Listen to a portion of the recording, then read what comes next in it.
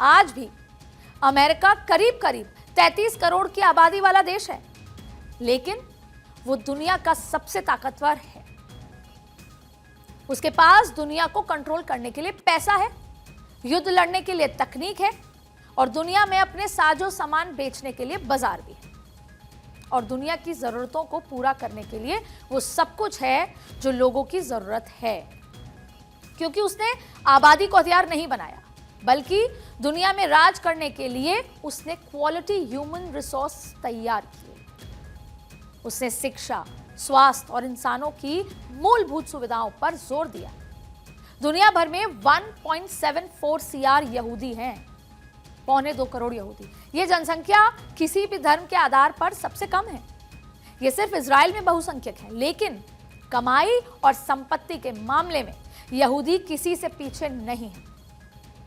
Jewish billionaire 2022 में Forbes ने एक लिस्ट जारी की है, जिसमें 267 यहूदी अरबपतियों के नाम में शामिल हैं, जिनकी कुल नेटवर्थ 1.7 ट्रिलियन डॉलर बताई गई।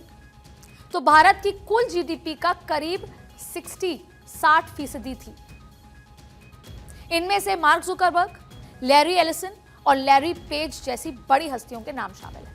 जो यहूदी हैं, उन्होंने कभी 4, 8, 10, 14 बच्चे पैदा करने में समय बर्बाद नहीं किया।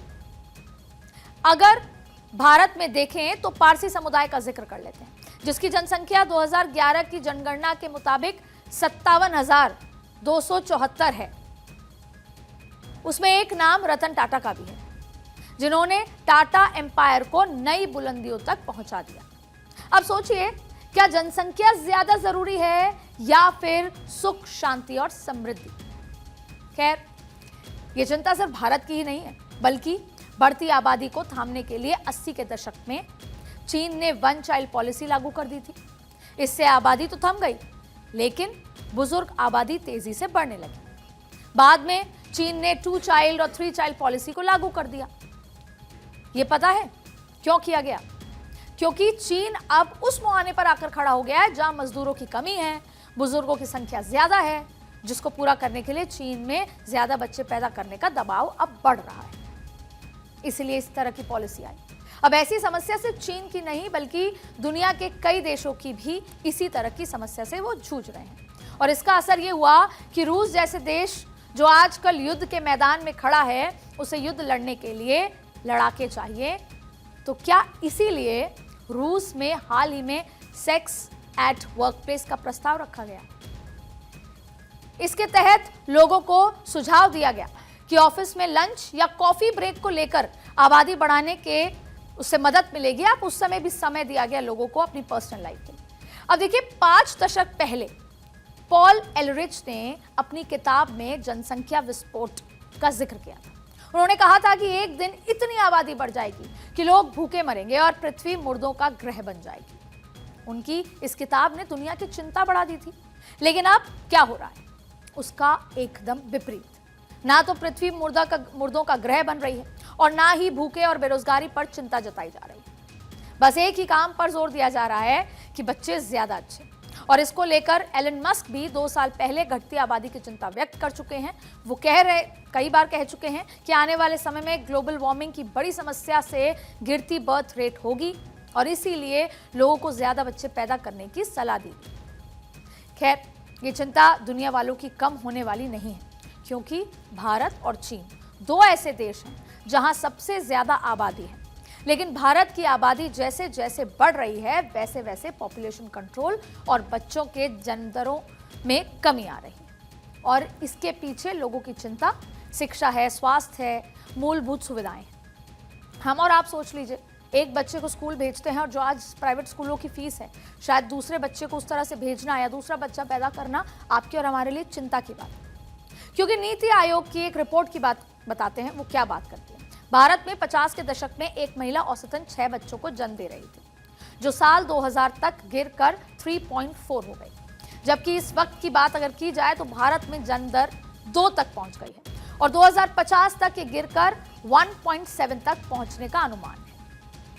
भारत में घटते जन्म दर को लेकर संयुक्त राष्ट्र ने इंडिया एजिंग रिपोर्ट 2023 जारी की थी और जिसमें बताया गया था कि 2050 तक भारत की आबादी में 20.8% हिस्सेदारी बुजुर्गों की होने वाली है, यानी कि जिनकी उम्र 60 साल या उससे ज्यादा होगी।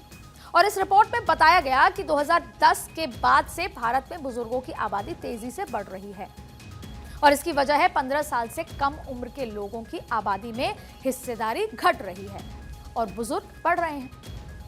अब ये चिंता सिर्फ भारत की नहीं बल्कि दुनिया भी घटते जनदर से हैरान है और इसीलिए अपने अपने देश में जनदर घटाने पर चिंता व्यक्त कर रहे हैं। पर समाधान क्या है? क्या लोग इसके लिए तैयार हैं? क्या बच्चे पैदा करने के बाद उन बच्चों के लिए दुनिया भर की सरकारों के पास कोई एक्शन प्लान है? क्योंकि आने वाले वक्त में अगर भारत और चीन जैसे देशों में आबादी घटी तो फिर ना तो दुनिया को बड़ा बाजार मिल पाएगा और ना ही मजदूरों की खेप दूसरे देशों की तरफ भागेगी। तो क्या यही वजह है कि दुनिया भर के देश आबादी बढ़ाने और उसको प्रोत्साहित करने की तरफ बढ़ रहे हैं?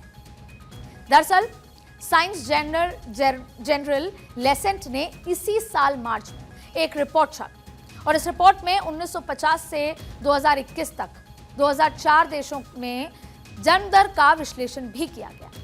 इस रिपोर्ट के आधार अनुमान लगाया गया कि 2100 तक जो जन्म दर बर्थ रेट में बहुत कमी होगी और इसी रिपोर्ट में कहा गया कि 2050 तक दुनिया की 3/4 देश ऐसे होंगे जहां जन्म दर औसत से भी कम होगी और 2100 तक दुनिया के 97% देश ऐसे होंगे जहां पर जन्म दर औसत से भी कम होने वाली है।